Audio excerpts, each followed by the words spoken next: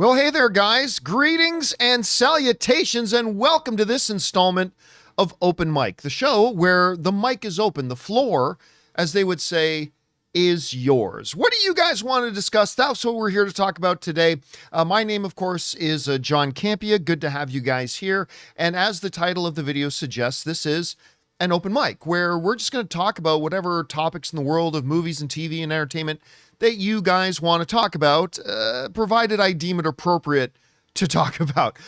Anyway, guys, the way you get a question on open mic is, number one, you have to be watching live. So if you're watching this video a little bit later in the day, hey, thanks for watching, but unfortunately you can't send in a question because the video's not live.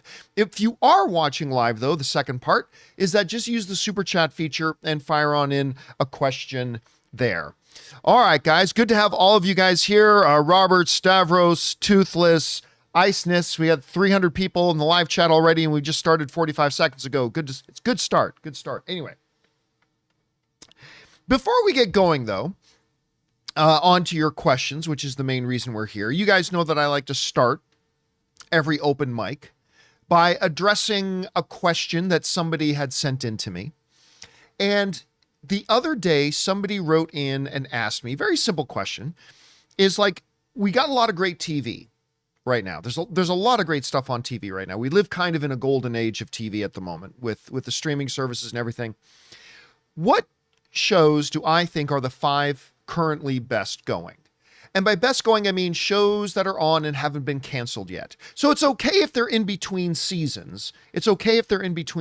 But you know, the shows they haven't had their finale. They're not done. They haven't finished. They haven't been canceled yet. These are shows that are currently on and going. And let me tell you, when the person asked me that, I thought, well, that's easy. And then I started thinking about it, and it wasn't so easy. There's a lot of really good television. Like, I knew 2 or 3 that for sure would be on my list, and sure enough, they are. But there's a lot of great TV going on out there. Like Netflix, for example. Netflix may absolutely be terrible at their original movies.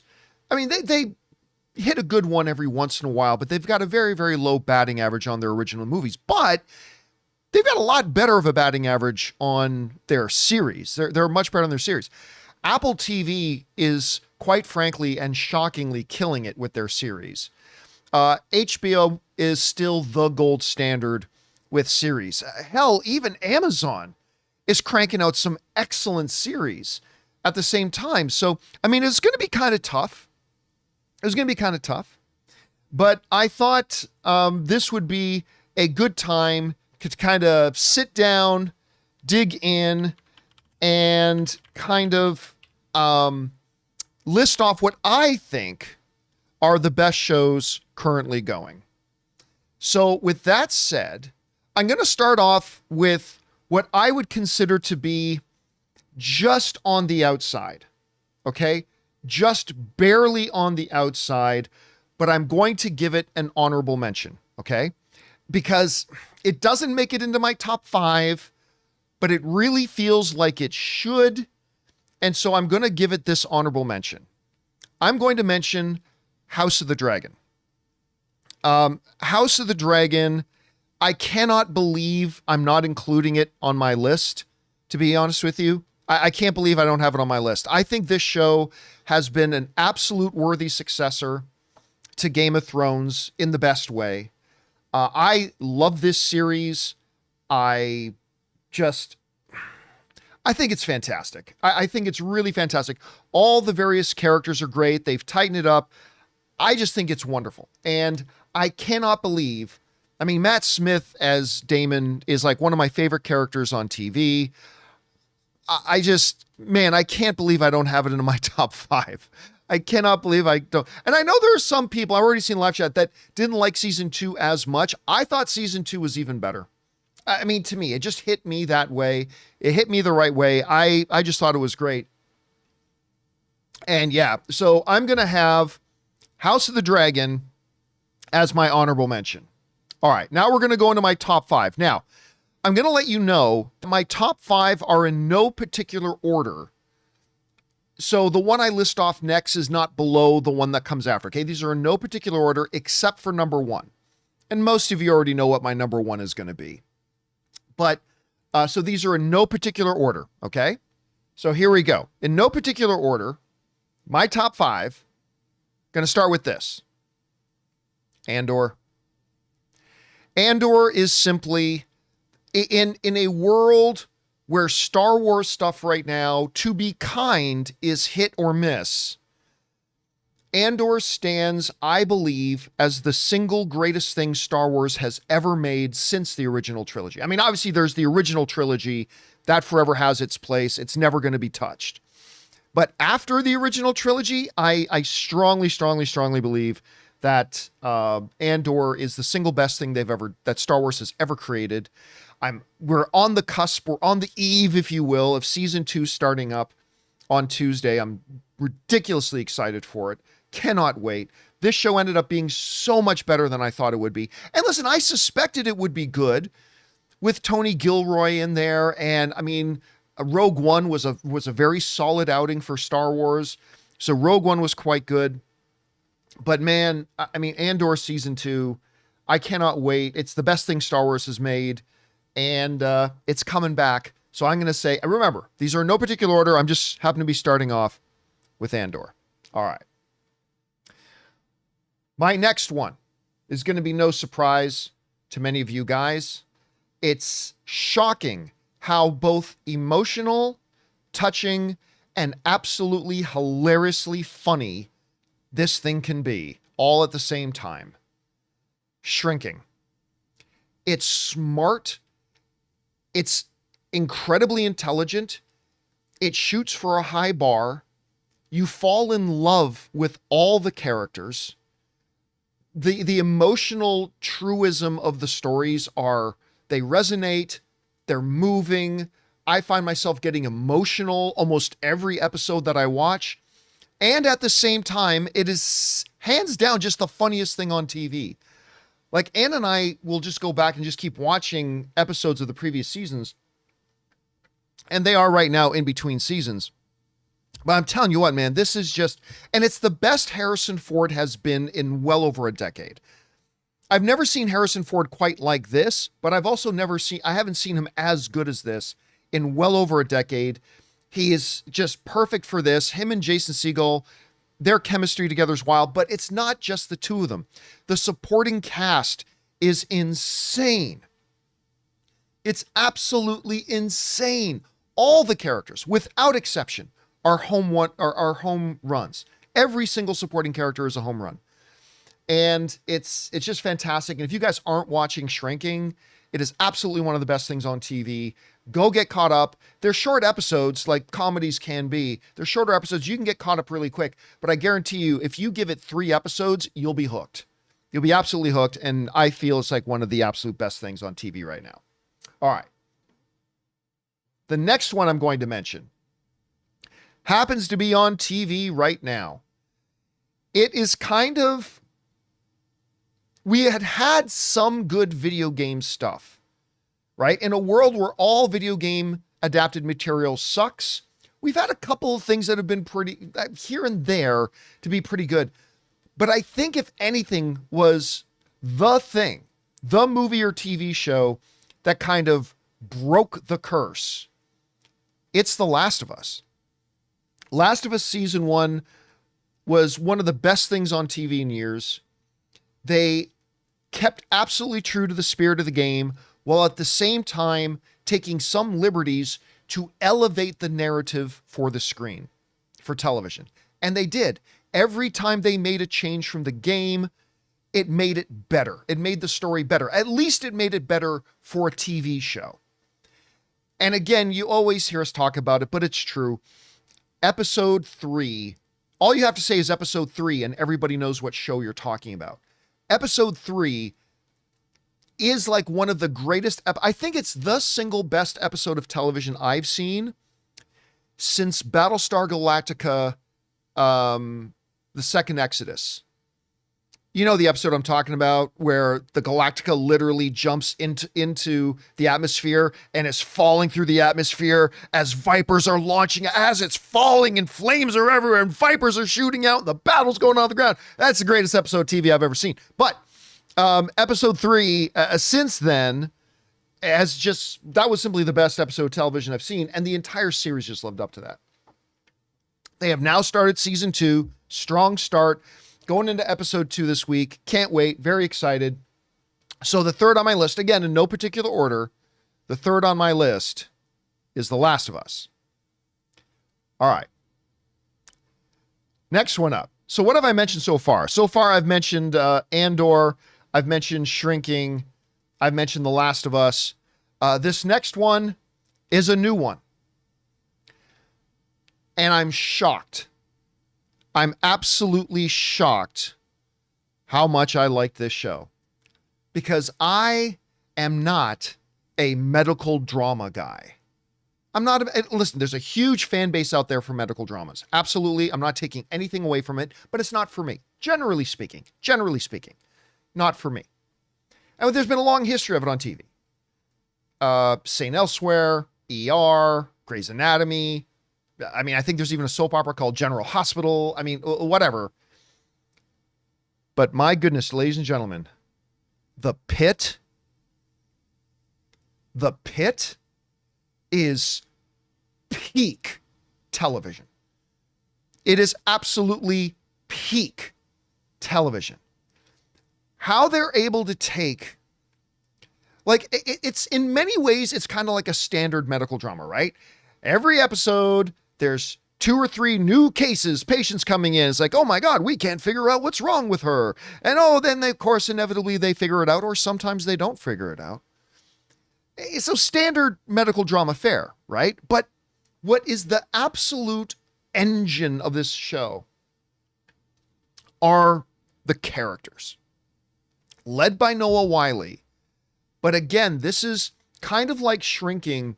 This is a show where, like, every single character, there's even this like 1/2 Filipino girl in it who is like a resident doctor, whatever. And at first, I just found her kind of annoying. But the more the season went on, I'm like, as they show different layers to her, I'm like, okay, she was really annoying, but now I get the character. And it's like, even she is amazingly good. And they put together, again, like a lot of medical dramas, the show is a bunch of very quick short stories. This woman came in having fallen onto a train track, and they got to figure it out. Mini story. This guy came in with a gunshot wound. Mini story. This kid came in who stopped breathing while studying. Mini story, right? So like your average medical drama, there's a lot of mini stories going on, but they also have overarching stories that run throughout the entire season. For those of you who don't know much about The Pit, it's ER crossed with 24.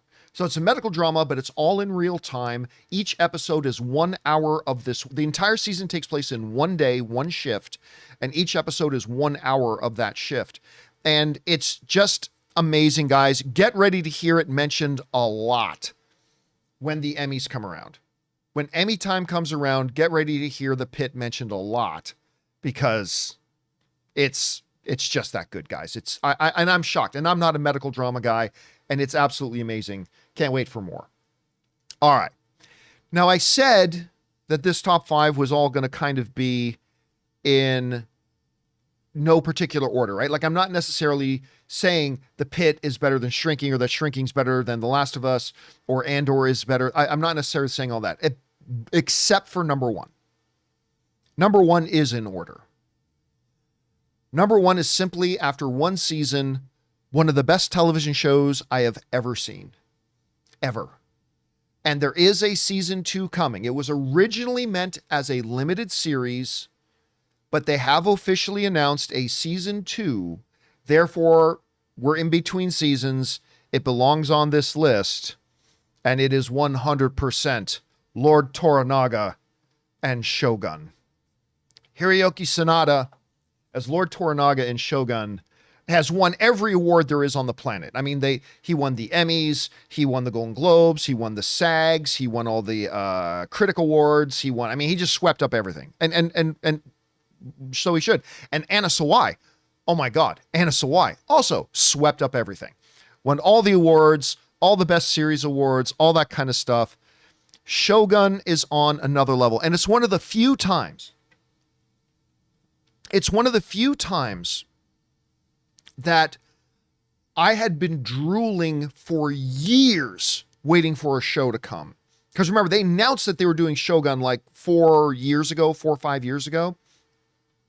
And I was positively drooling waiting for it.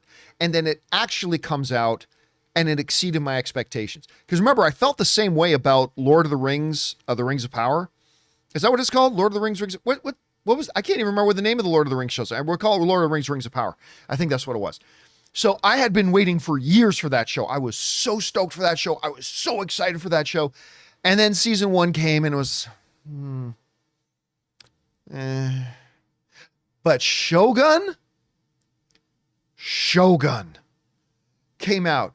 The drama, the cinematography, the scale, the stakes, the dialogue, the characters, the just everything about this is cannot peel your eyes off the television. Every second Shogun is on. Cannot peel your eyes off the television. It's just masterclass in storytelling, and I'm both a little bit nervous, but also incredibly excited that we're getting a season 2.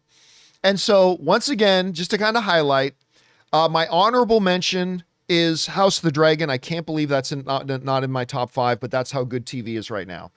Then in no particular order, I've got Andor, I've got Shrinking, I've got The Last of Us, I got The Pit, but at number 1, out of all of them, one show to rule them all is Shogun. Now listen, there are a couple of shows too. This is how good TV is right now. You know what else I really loved? Fallout. I love that show. But that's how good TV is right now that I don't even have it on my list. That's how good TV is right now. You know what else I love? Daredevil. I wasn't super thrilled with the finale, fine, but overall, I love the season. I thought Daredevil was great, and I don't have it on my list. What are some other one, guys, in the live chat? Severance? Severance. You guys know I love Severance. Didn't make my list. Amin is asking a good question. What about Penguin? Thing is, I don't know that we're getting another Penguin.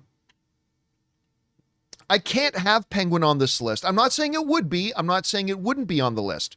But since they have not said they're going to do a season 2 of Penguin, we can't call it on one of the shows it's on right now. So I can't even consider Penguin being on the list. The Bear. I really like The Bear a lot. I think it fell off a little bit in this last season, but still, The Bear I love, but it didn't make my list. Reacher. I love Reacher, but it's not on the same level. I mean, I eat Reacher up. You guys know I eat Reacher up, but it's not on the same level as those other things. Stranger Things, a show I really like, but no, I don't think it belongs on the list. Studio is a great one. Studio's really good, but I'm only 5 episodes in. I'm not ready to say it's one of the best. I'm not ready to put it on that same list. You can't say Yellowstone, Daniel, because Darnell, I mean, you can't say Yellowstone because it's done, right? This is a list talking about currently ongoing shows. Peacemaker is one I love. The Boys is one I love. Silo is one that I love. I mean, but that's just, again, that just kind of illustrates just how great TV is right now. It's just so good. There's always something great to watch. And I think we're spoiled right now. We're spoiled right now with how much great stuff there is. There is also a lot of terrible stuff, like Secret Invasion. A lot of terrible stuff out there. But, I mean, yeah. So for me, we're talking the best on TV right now that are ongoing series at the moment. Andor, The Pit, The Last of Us, Shrinking, and Shogun. These to me are the best of the best. We'll see. Now, yeah, Jorge mentioning John Soon, God of War, Ronald D. Moore, the greatest showrunner in television, the guy who is the creator and the showrunner of the greatest show of all time, Battlestar Galactica. He's also the creator and showrunner of that show that everybody loves, For All Mankind.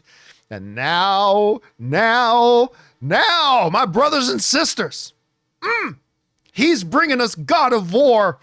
And I cannot wait. God of War is coming by Ronald D. Moore, the greatest television guy there is, and he's bringing it to us. You know they're going to kill it. And look at what Amazon just did with Fallout, right? I'm so very, very happy right now. I'm so very happy at the moment. So we got a lot of good stuff coming. Anyway, guys, that's my little list of things that I'm looking forward to the things that I think are the best things on television right now. I'm sure you guys have your own lists. I would love it if you jumped into the comments section below and let us know your list of your top 5 shows that are currently either on right now or in between seasons. Go ahead and leave your list down in the comments below. All right. With that down, guys, let's get to it here, shall we? Let's get on over and start taking your live comments and questions. Again, you can use the super chat feature to send a question if you'd like. The questions or the super chats are currently still open. I'll turn them off soon. I'll let you know before I do, but they are currently still open. All right. That all down, guys. Let's jump into it. Oh, by the way, that's another one. Q just mentioned another one that's great right now. Paradise. Again, not in my top 5, but Paradise was really, really good. Paradise is really good. All right, let's get to it here. We're going to start things off here with Casinema, who writes, when Johnny chased after Silver Surfer in the new Fantastic Four trailer, did anyone else immediately think, oh no, not again? Or if you're talking about that scene from the older Fantastic Four movie where Chris Evans chases Silver into space. Yeah. That felt very reminiscent. I don't know if it was done on purpose. Maybe it was done on purpose to kind of be an homage to one of the older Silver Surfer movie or one of the older Fantastic Four movies. I wouldn't be surprised to find out that they did that as an homage. If they did, cool. Otherwise, we'll see how it plays out in the movie itself. All right. Thanks, Cinema. Next up.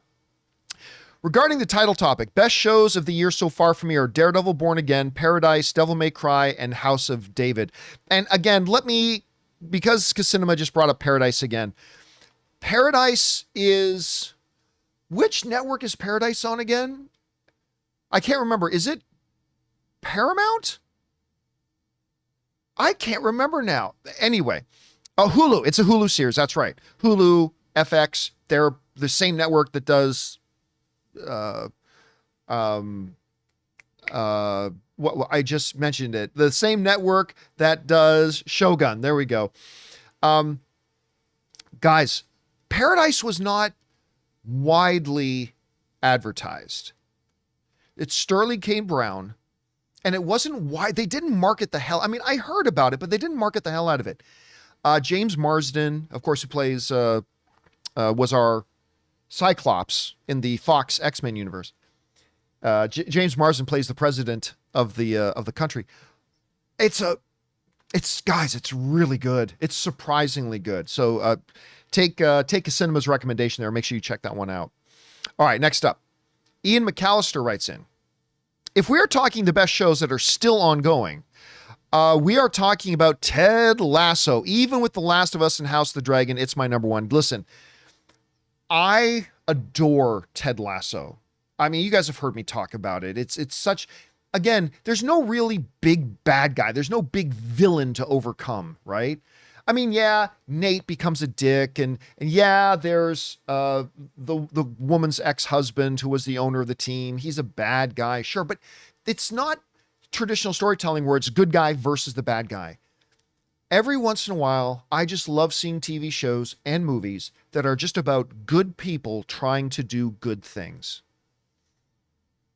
Just about good people. There's a great Lupita Nyong'o movie that came out, I'm going to say 6 or 7 years ago now. It was called The Queen of Katwe. And it starred Lupita Nyong'o. And again, it's a movie with no big bad guy, no big villain. It's just good people trying to do good. Good people trying to do good things.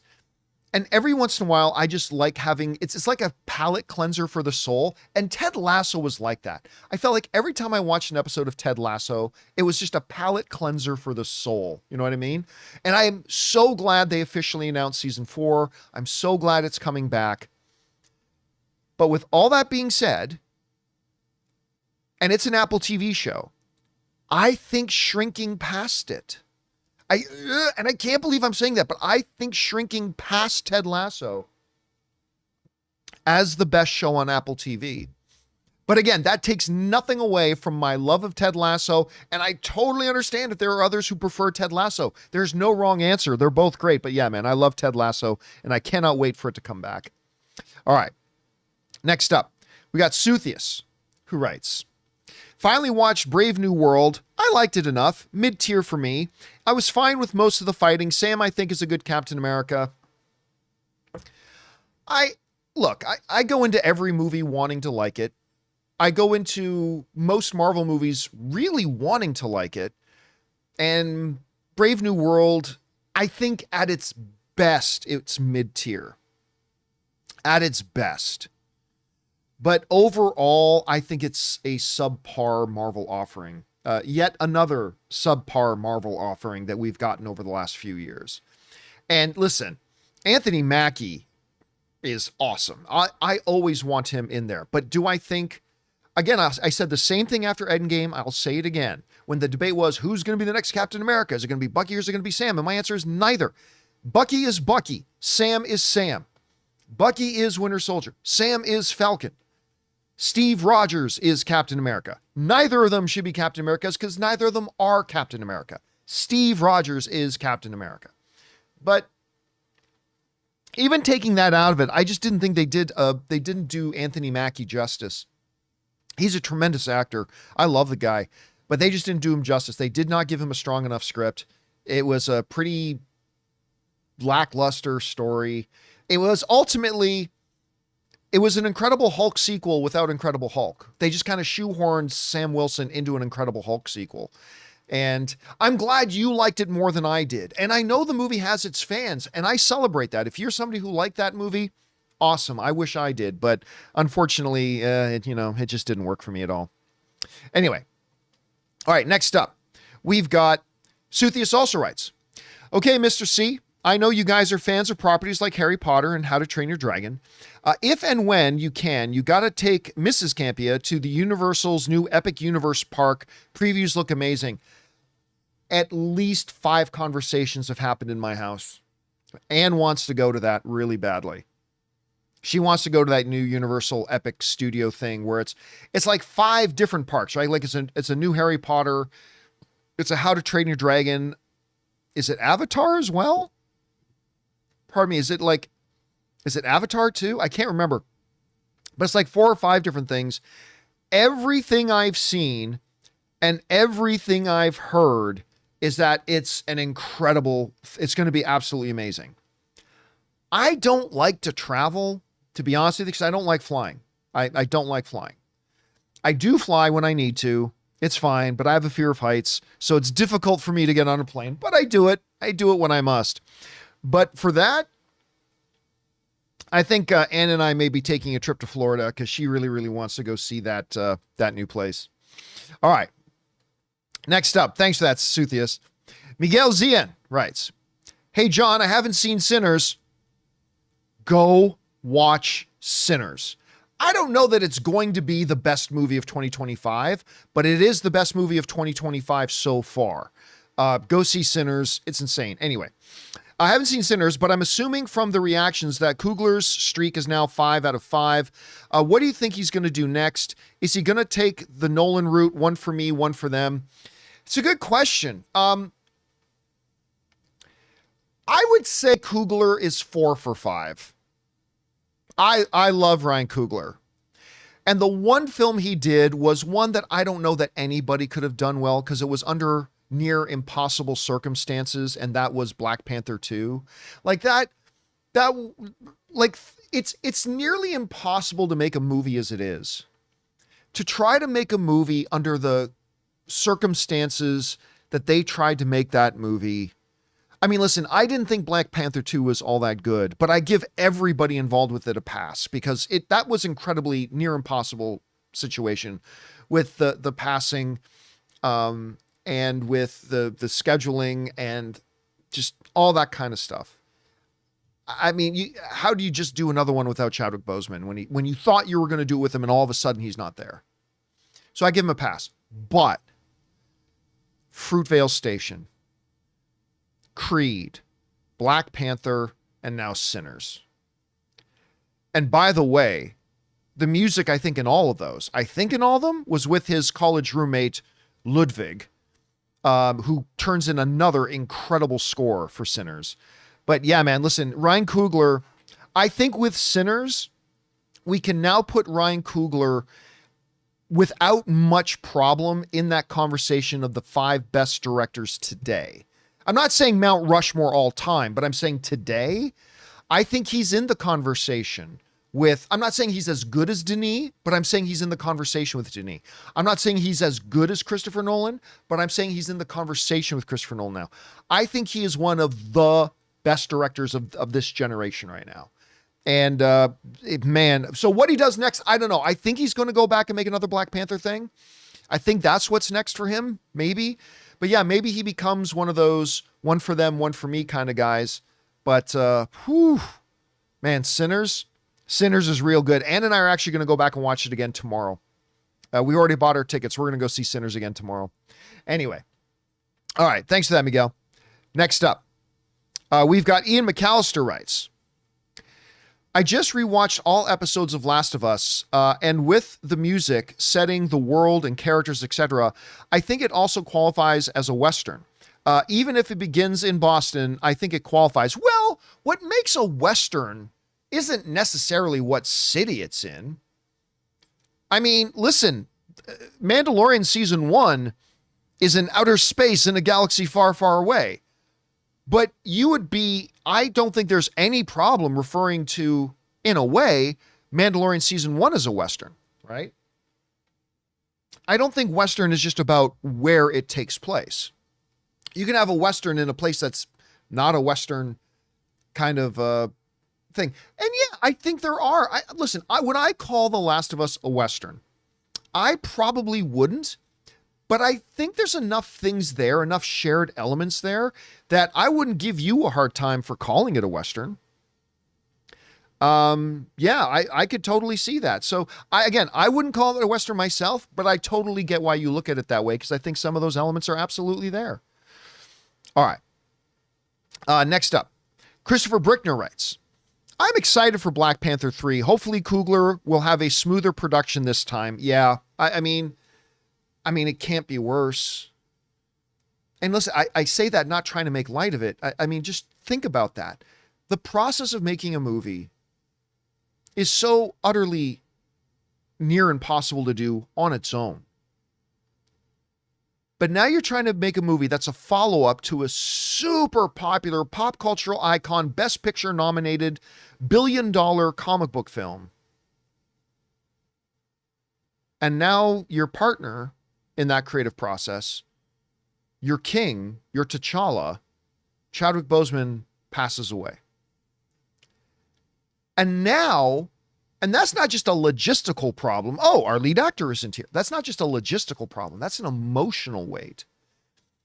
It reminds me a lot, although the situation is a little bit differently, of when they were trying to make the one Fast and the Furious movie after Paul Walker died. The thing that made that one even more complicated is that they had already started making the movie before Paul Walker passed away.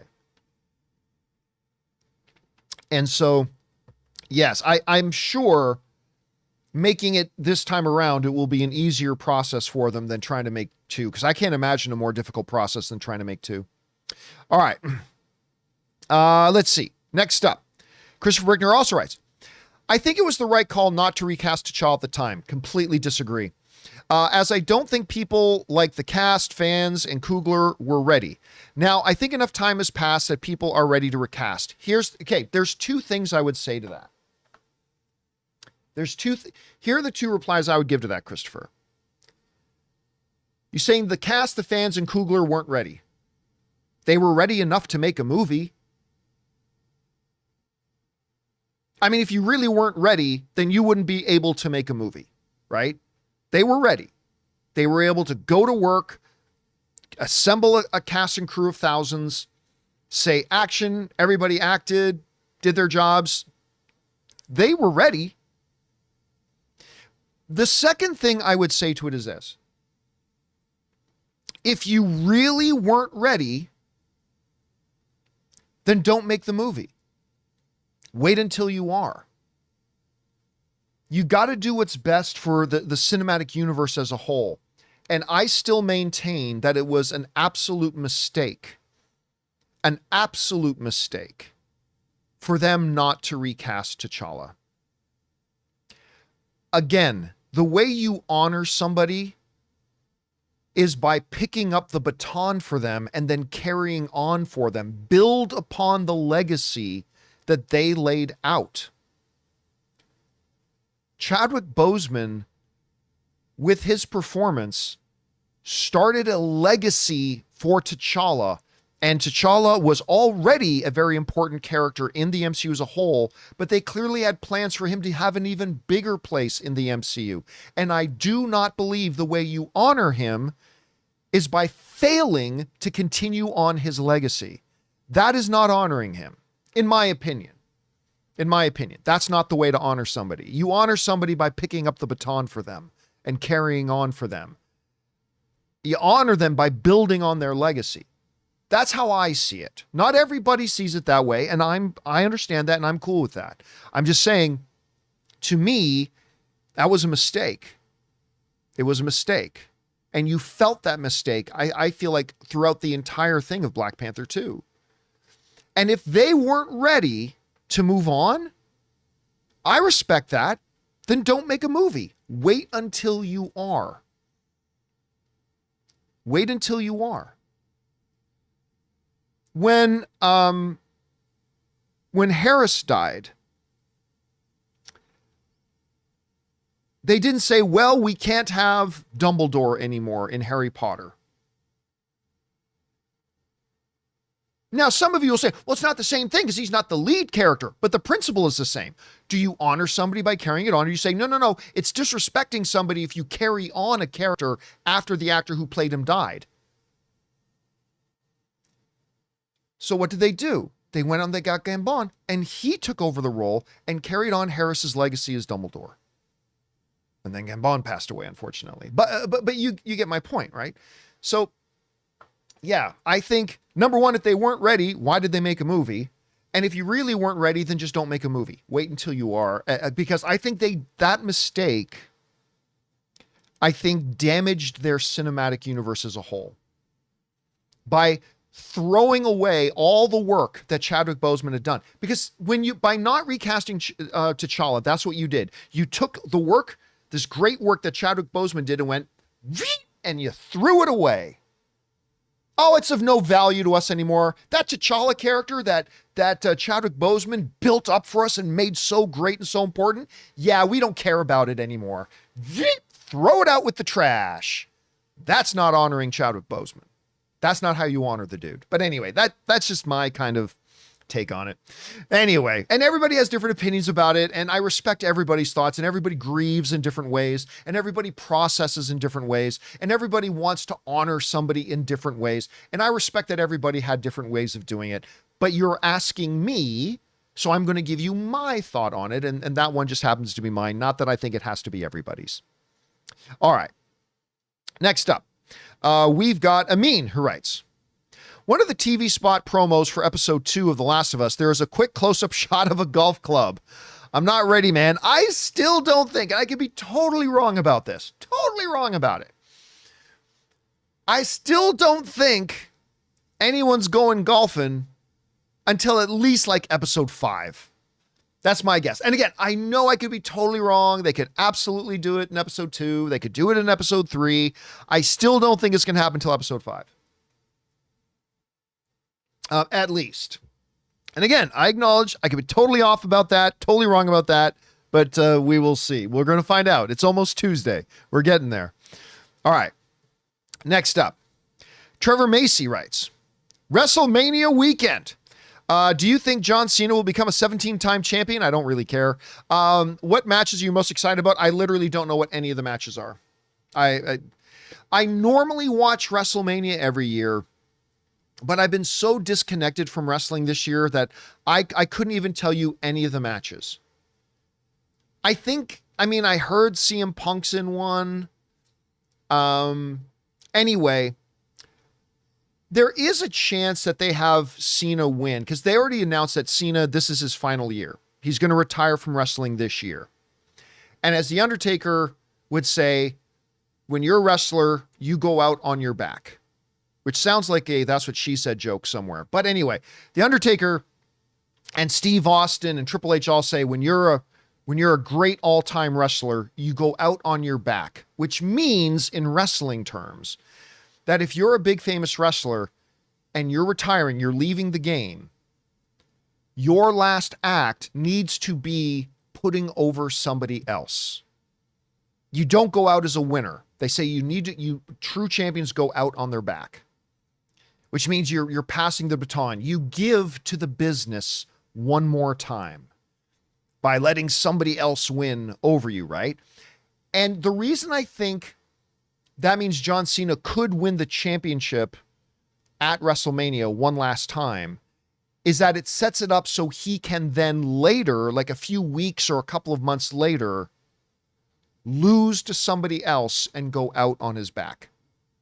And I guarantee you that's how John Cena is going to go out. I don't know that he's going to go out in a championship fight, but he loves the wrestling business. He's going to do what's good for the wrestling business. And he solidly believes in that philosophy that you go out on your back. So I could see him maybe winning the title just so they could have him lose it in his final match and go out on his back. So anyway, that's my thing there. All right, let's see here. I lost the questions there just for a moment. Let me get them reloaded up here. Give me just a moment. I almost got it. Where are we? Okay, there we are. Next up, we've got Christopher Brickner again, who writes, I think the Starfighter film is a good way, talking about the new upcoming announced Star Wars movie, Star Wars Starfighter, is a good way to see how much interest the audience and fandom outside of the film bubble really have in moving forward in the timeline and beyond the Skywalker characters. I mean, look, one of the things that has frustrated me about Disney Star Wars, and there have been a number of things in Disney Star Wars that I've really liked. I love The Force Awakens. I love Rogue One. Clearly, I love Andor. I like the first couple of seasons of Mandalorian. There have been some things that I've quite enjoyed. But one of the things that has really driven me crazy about Disney Star Wars is their refusal to move beyond member berries. Everything has to be about something they've already done. Gonna do no show? Have them go to Tatooine. Wasn't Tatooine supposed to be some tiny remote out of the furthest place? If there's a bright center of the universe, it's the furthest place from it. Why does everything keep going back to Tatooine? Why do we have to keep running into people we already know? One of my big frustrations has been their absolute refusal to expand the universe, which is one of the reasons why I really liked Skeleton Crew. Skeleton Crew is another thing I liked. I mean, because it was just all new characters, new locations, right? I really like that. I found that so refreshing.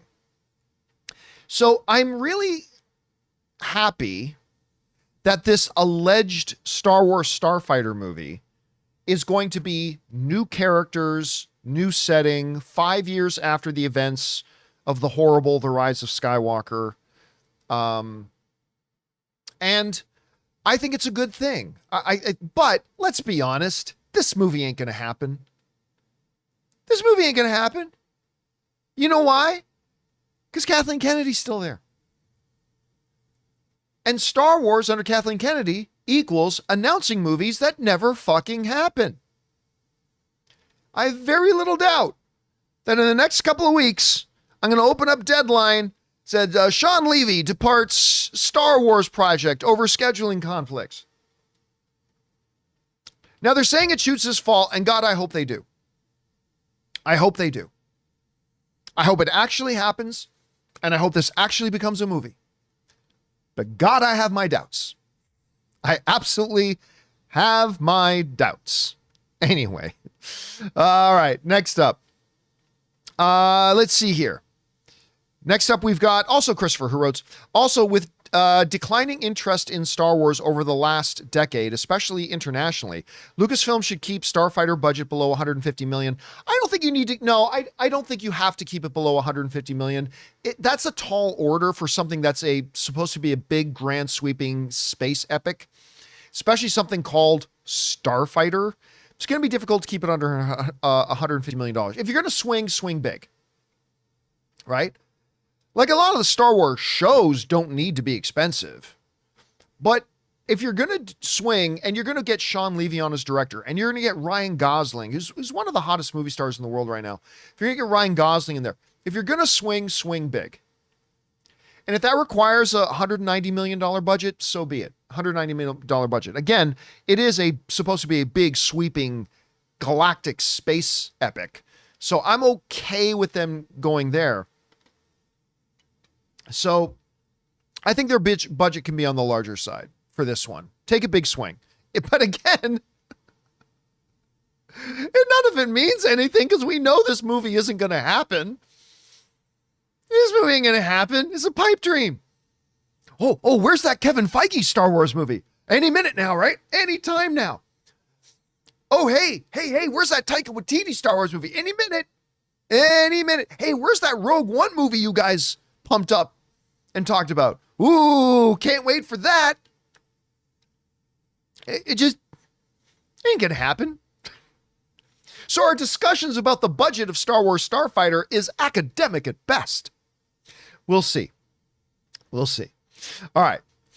Next up, we got James Bonner, who writes, speaking of the best things on television, Shrinking is absolutely excellent. Harrison Ford's best work ever, in my opinion.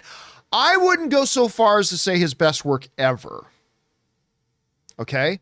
Like, I don't know that you can watch Witness or like films from his era in that. Hell, even Working Girl. Sabrina. So good.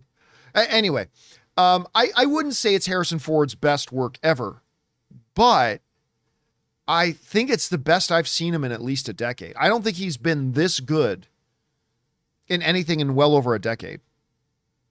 He is absolutely phenomenal in it. He's absolutely phenomenal in it. All right. Thanks for that, James.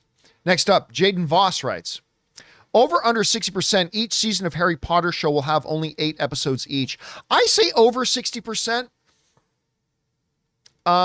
6 or less. Because remember, they're making an entire season out of one book, right? So I think there's only so much you can do. Like, provided that your episodes aren't 20 minutes each, and I don't think they will be, provided your episodes aren't 20 minutes, I'm going to guess the episodes are going to be between 45 minutes to an hour long each. So you're probably talking about 6.5, 7 hours on one book per season. Now, you know me, I like longer seasons. Like, I don't like this era that we're in where we get these bullshit 6, 7 episode things. Like, at minimum, I think Daredevil, 9 episodes. I think that should be the bare minimum. Hell, we just had The Pit was what, 15? Was it 15 or 16 episodes for The Pit? Perfect. Real television. Anyway. But I'll give a pass to like the Harry Potter thing because literally each season is only based on one book. So I'll give that one a pass. So yeah, I think it is a greater than 60% chance that the episodes will at most be 8 episodes.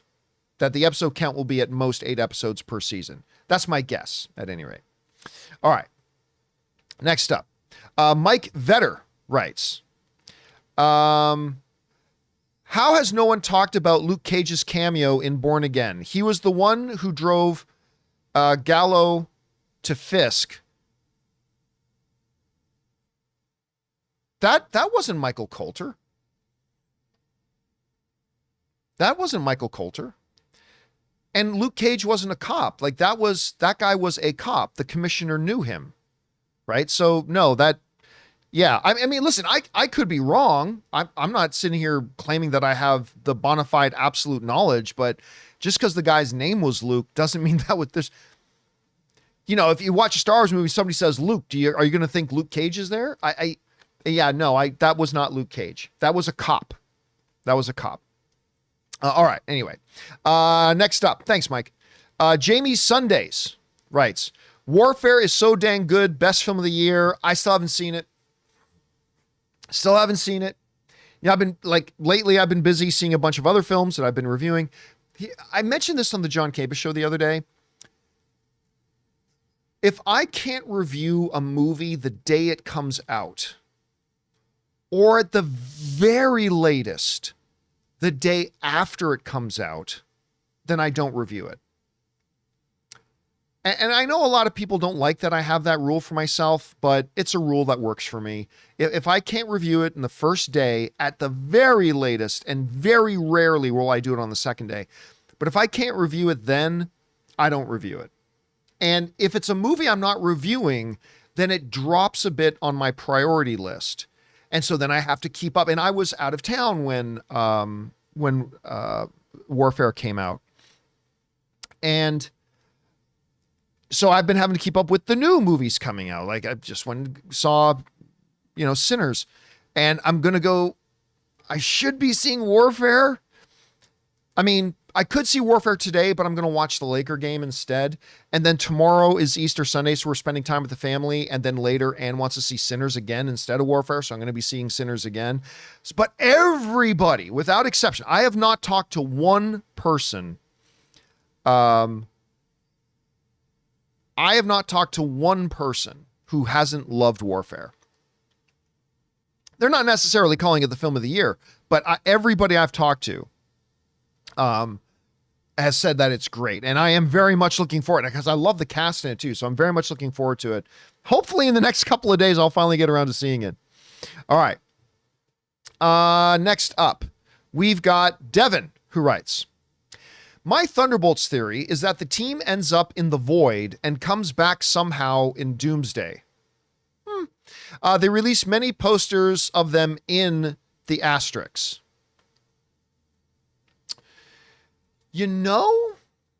That's not a bad theory.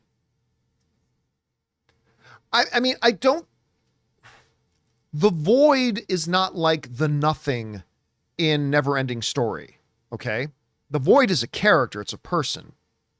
And it's not like he creates a phantom zone called the void but still, we do see that shot in the trailer of Yelena walking into the darkness. And okay, so there is something to the theory that they walk in, and when they walk out, it's in the events of Doomsday, because we know the Thunderbolts are going to be in Doomsday. But that's not a way to end a movie, right? That would be a terrible way to end a movie. I think it would leave moviegoers very, very unsatisfied. So I think there's merit to your theory, and maybe there's elements of it that could work out, but just in general, that's a terrible way to end a movie. Oh, finally, and then they walk in and that would be tricky. But I like the theory in general, though. I really do. All right. Next up, Jamie Sundays writes, I have the Lakers versus Clippers in the West Conference Finals. Really? Clippers. Also, what are the chances also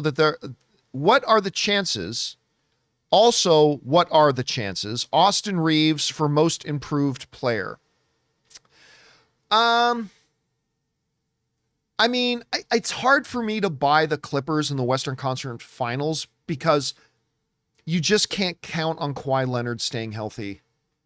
I hate saying that because Kawhi Leonard is a generational kind of talent. He's amazing. Won a championship for the Toronto Raptors. We the North, the true North, as the Toronto Raptors. Canadian team won the NBA title in large part due to Kawhi Leonard.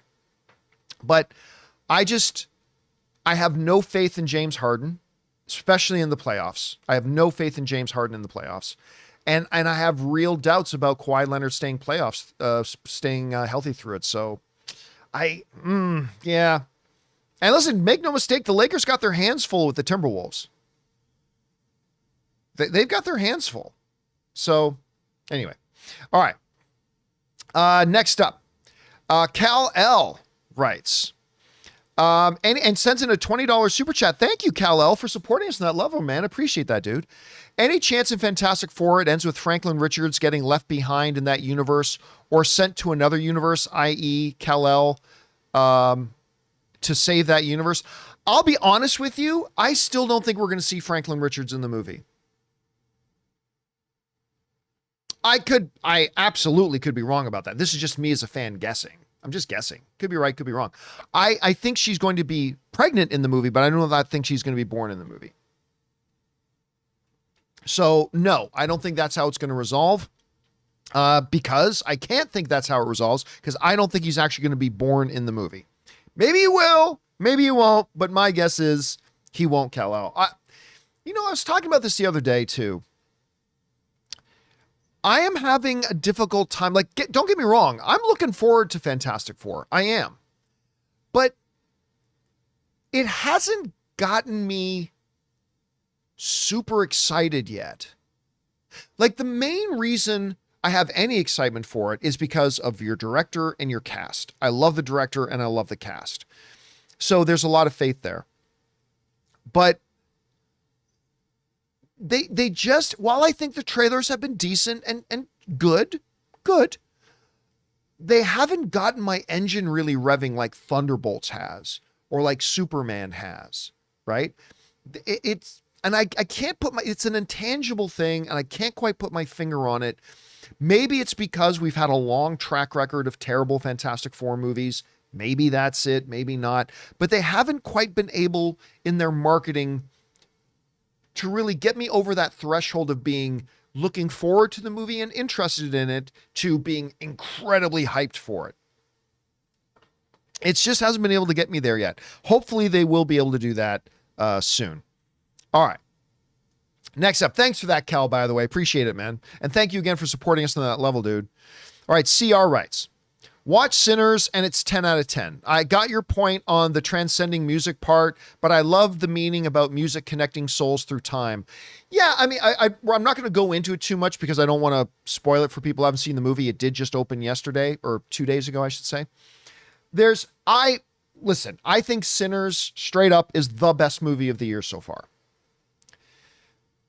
And I love almost everything about it. The one problem I had with the movie was that there's this scene in the dance hall during a music number that Ryan Coogler does a very artistic thing, like a filmmaker artistic sort of thing. And I get the meaning of it and I understand what he was going for and I understand the meaning of it. I totally understand it. I just didn't think it fit and I didn't think it worked. That being said, it was just 1 minute of the movie. It was literally 1 minute of the movie. So it didn't impact my overall enjoyment or love for this film at all. But and I've talked to some other people that really did like that 1 minute, like yourself. And I appreciate that. But just for me, yeah, it was 1 minute that did not work. 1 minute that didn't work. Anyway, thanks for that, CR. Next up, Isaac Martinez writes, has Wes Anderson lost momentum after the release of the Grand Budapest Hotel, or is it just me? I do like French Dispatch, but not Asteroid City. I'll tell you what. I mean, I love Wes Anderson. Every film fan does. But ever since, because I did not love French Dispatch, to be honest with you. And I certainly didn't love Asteroid City. And I forgot the name of the new one. They're advertising now. They showed us a preview for it at CinemaCon. It's got Tom Hanks in it and Benicio del Toro. I'm trying to remember what the name of that. Guys in the live chat, if you remember the name of the movie, I'm freezing on the name of the new one coming out soon. I think Wes Anderson right now is in danger of becoming a meme of himself. Is that what it's called? The Phoenician Scheme? Is that the name of it? Anyway, or the Phoenician Man, the Phoenicians. Anyway. he's in danger of becoming a meme of himself. Because remember like a year or two ago, like when AI generated, people were doing those stupid, idiotic, like AI generated trailers. Like, what if Star Wars was made in the 1950s? What would that look like? And they do these fake trailers. Well, people would make, there was this one that was floating around called, what would Star Wars have looked like if Wes Anderson did it? Do you remember that one? That was a popular one, though. It was flying around. Online. But it kind of made the point that Wes Anderson films have this shtick, and shtick isn't necessarily a bad thing. Shtick can be a good thing. It's like anything else. But Wes Andersonisms has kind of become a shtick, and they were able to really accurately, this is what a Wes Anderson film looks like. And French Dispatch is it, and Asteroid City was absolutely that, and now this Phoenician Scheme absolutely looks like that. And like Wes Anderson, like Life Aquatic and Royal Tenenbaums and like Grand Budapest Hotel, he's a great filmmaker, but he's in danger of becoming a meme. He's looking like a one thing. This is what a Wes Anderson movie is, period. It's not even like his sandbox is this big. His sandbox is this big. And I don't know, like maybe this new movie is going to be amazing. Maybe it's going to be fantastic in his best work. I hope it is. But I don't know, man. I think he needs to break out of his own little cell. I feel like he needs to break out of his own parameters and step outside of his comfort zone and make something truly unique for him. Something that's very different from any other Wes Anderson film. But I don't know. That's just kind of me. We'll see. All right. Thanks for that, Isaac. Next up, Christopher Brickner writes, Dan Murrell said Lucasfilm should adapt the Legends stories and games, but put it in its own universe under its own banner Legends to avoid confusion. What do you think about the idea?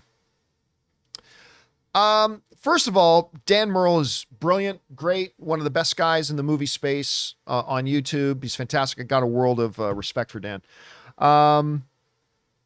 I don't like the idea personally. Look, everybody forgets that Star Wars kind of became a bleeding mess. And whereas we now, like people today will point back, oh, the, Heir to the Empire, the Thrawn trilogy, and have this very rose-colored glasses selective memory of the expanded Star Wars universe back before Disney took it over and kind of killed it off. 80% of the Star Wars expanded universe stuff was crap. Okay, it was crap. There was a few really, really great things. There were. But man, a lot of the Star Wars expanded universe stuff was absolute garbage. Absolute garbage. They killed Chewbacca by hitting him with a moon. If you don't know what I'm talking about, go look it up. So no, look, I think my opinion, and it's just an opinion, is that Lucasfilm needs to focus on two things right now. Number one, finding a new president. And secondly, but almost equally as importantly, they need to be putting all their energy and efforts into making their canon stuff better, more consistently. Right? Because look, yes, Star Wars has had some great things. Again, I stand by The Force Awakens. I think it's fantastic. Rogue One, first couple of seasons of Mandalorian, obviously Andor. But they also made Obi-Wan. And they also made the Book of Boba Fett. And they also made The Acolyte. And they also made The Rise of Skywalker. And the problem is, for every one good or decent thing they've done, they've made 1 to 2 to 1.5 or whatever really crappy things. Instead of diversifying even more, because let's say you do a Legends movie. Okay, it's just going to be a crappy Legends movie.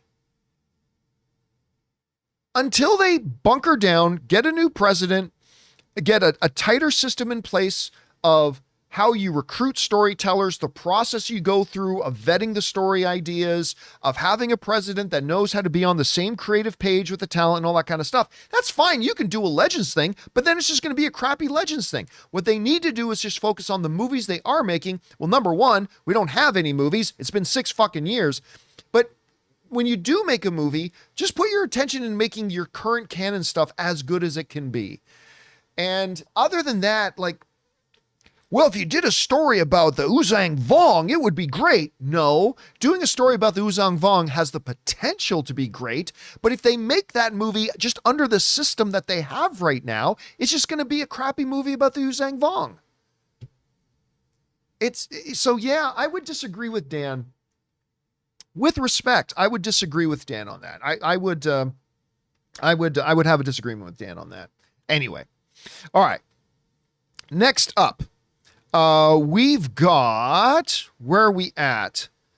Ryan Nichols, who writes, can't wait for the next season of Foundation. Oh, me true. I love Foundation. Truly a thinking man sci-fi. I am worried about them switching showrunners though. If you have a strong enough team in place, several shows have demonstrated that if you have a strong enough team in place, and if the original showrunner has really done their job and set it up in such a way that you've got a strong writer's room, a strong production pipeline, all that kind of stuff. If the showrunner has really done their job well, and there have been several shows that have proven you can do this, a showrunner can leave and a new one can come in and it cannot miss a beat. And we've seen examples where it falls off. Foundation has been so good, though. I'm going to give them the benefit of the doubt. They're in a great system over at Apple TV. I think they're going to be fine. I mean, it kind of reminds me of this. I think my one biggest failure, and I've had several, let's be honest, but what I consider to be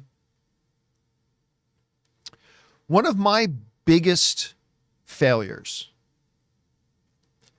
has been that when I left Movie Talk, I did not fight hard enough to make sure the system was in place that they could succeed after I left. Now, some of it was out of my control. Some of it was out of my control. Because I did tell them, I remember telling them what needed to happen. I kind of laid out a blueprint for what I think they needed to do to continue to succeed. I don't know.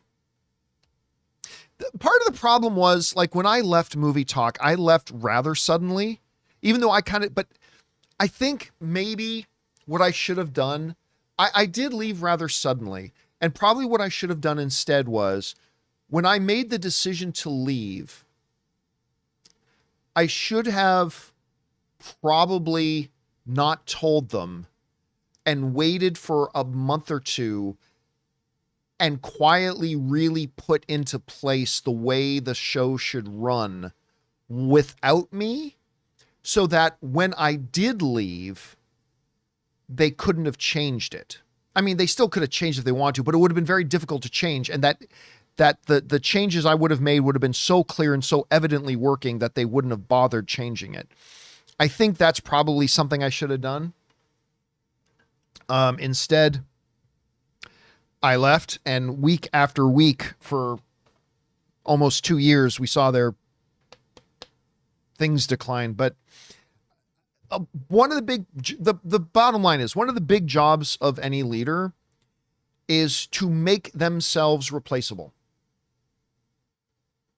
One of the jobs of any leader is to make themselves replaceable, which means your job as a leader, whether you're a showrunner, president of a company, running a stupid little nobody YouTube channel, whatever, one of your jobs is to make sure you create a context where you can move out, but you've created a system in place that can keep going and keep running, and the next leader can come in and keep that thing going.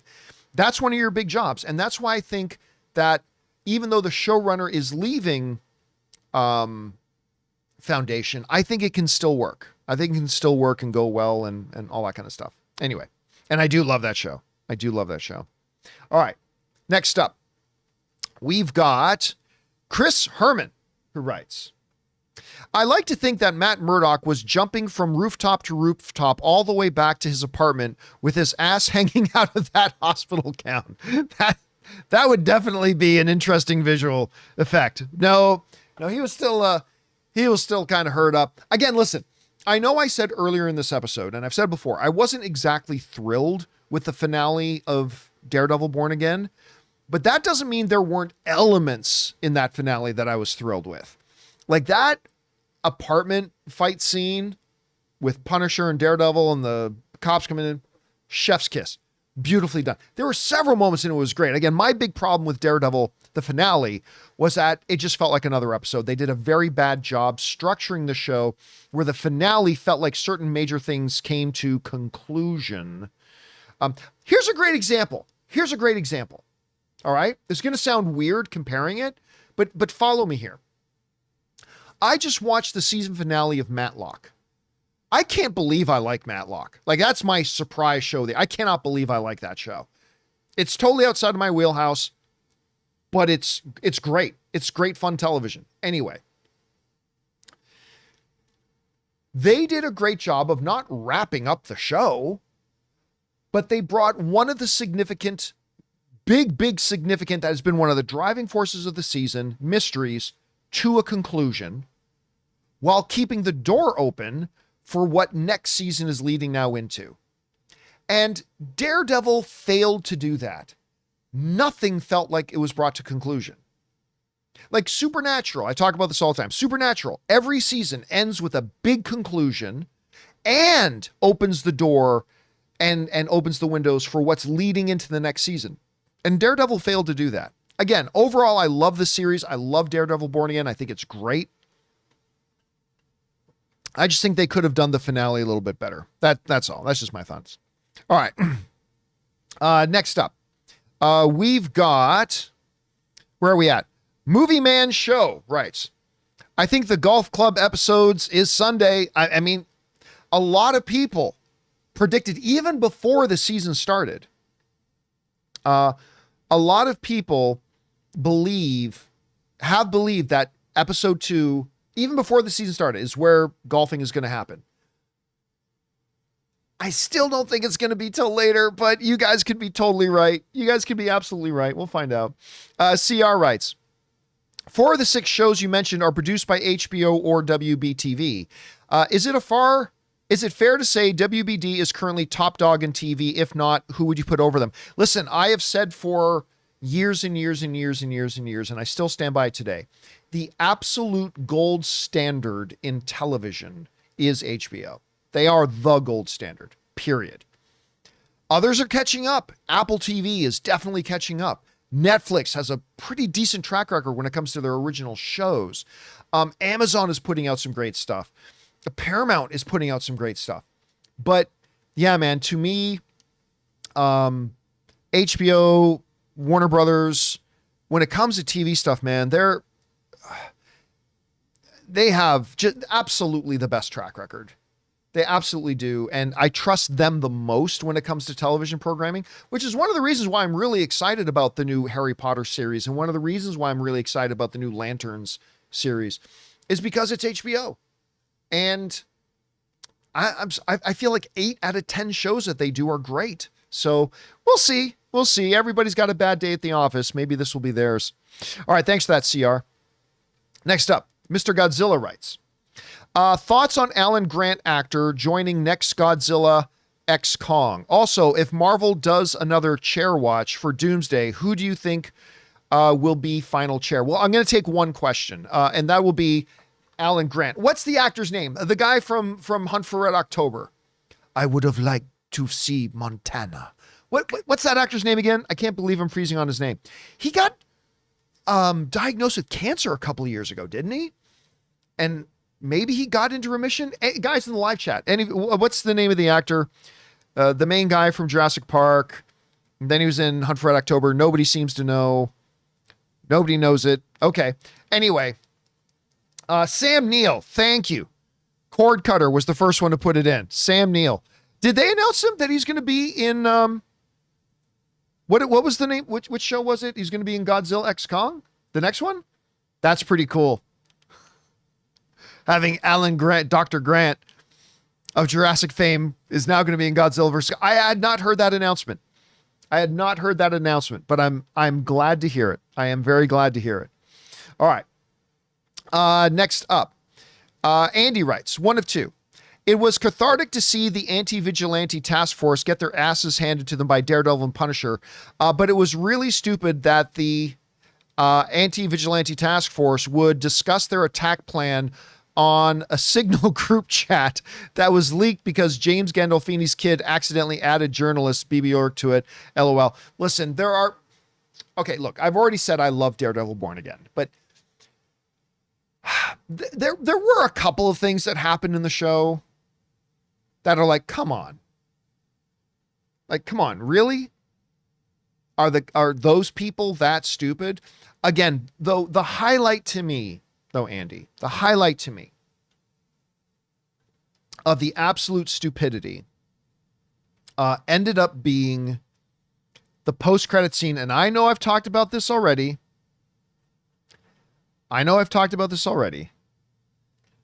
But the post-credit scene with Punisher, basically being this, Dark Helmet going, if there's anything I can't stand, it's a fair fight. But if I must, I must. May the best man win. Put her there. And then Lone Star goes in to shake his hand, and of course he takes the Schwartz from him. Oh my God, man. I can't believe you fell for that. Come on. I mean, it was so dumb for them to do the post-credit scene like that. Like, literally, Frank just told the cops, you're all clowns. I wouldn't piss on you if you were on fire. I'm going to kill you all. And then Frank in the prison with the one prison guard, hey, nice to meet you. Put her there, chum. And the guy would be that stupid to actually go. The writers of the show really could have come up with something better than that. They really should have come up with something better than that. And I get it. Like, some people try to make the excuse to say, oh yeah, but he was a fanboy. Yeah, you're a fanboy, but he literally just screamed. He just killed a bunch of your friends. I don't care if you're a fanboy. Frank just killed like 10 of your buddies right in front of you brutally. And then even when you had him tied up, screamed at all of you that he was going to kill you and that he wouldn't piss on you if you were on fire. I don't care if you were a fanboy 5 minutes before that. You're not dumb enough to then all of a sudden Frank's like, oh yeah, come on over. Let's shake hands. It was a terrible, terrible bit of writing. They absolutely should have come up with something better than that. It was really, really dumb. I wish they came up with something better than that. Anyway, thanks for that, Andy. Let's see. Alex Von Gollum writes, akin to what we say about Samwise Gamgee, more people should be Shrinking's Derek to others. What a wholesome character.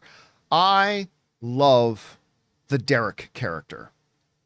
The next door neighbor. He's one of the greatest guys on TV. And you know what I totally didn't even realize until like, I'm going to see if I can find an image here, just so we know what we're talking about. See if I can find an image here. Okay, I found an image. Let's get him over here. Okay. Derek is awesome. Okay. Derek is awesome on Shrinking. This is the character. The next door neighbor, right? I watched this for 2 years and I didn't realize he's the main bad guy of Revenge of the Nerds. He's the head of the other, whatever the Alpha House was. And I totally didn't put that together. Let me see. Let me see if I can find a picture from him. Revenge of the Nerds. I don't know if I can even find it, to be honest with you. Yeah, yeah. I think this is him. This is him. I totally didn't even put that together. That Derek is the jerk from Revenge of the Nerds. Totally didn't. But he is a wonderful character on the show. And you're right. More people should be like Derek. The world would be a better place if more people were like Derek. All right. Next up, Sean just sends in a badge to be supportive. Thank you, Sean. Appreciate that, man. Kevin Cow sends in a $20 super chat. Thank you, Kevin, for supporting us on that level, dude. And Kevin writes, watched Rogue One again. Watch Rogue One again on my flight to Tokyo. I can't wait for season 2 of Andor. TV is full of amazing shows right now. Star Wars Celebration definitely have amazing fans here in Tokyo. Dropped a figure here. Got to get you one. Well, yeah, listen, I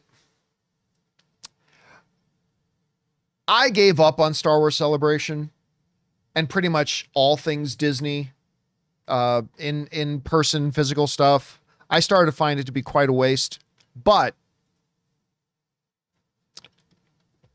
I've been to almost to many Star Wars celebrations. If you just go because you love being around other Star Wars fans, that's awesome. That's great. But I was a sucker. I consider myself a sucker for how many times I went to Star Wars Celebration, hoping it would be something that it wasn't. But for all the people that do go and love hanging out with other Star Wars fans and being around that kind of an energy, that's great. That's awesome. And I would be and one of the things Ray was really excited about, some of the exclusives. He showed me some pictures of some of the exclusives they have there. Hopefully, Kevin, you were able to get your hands on some of those.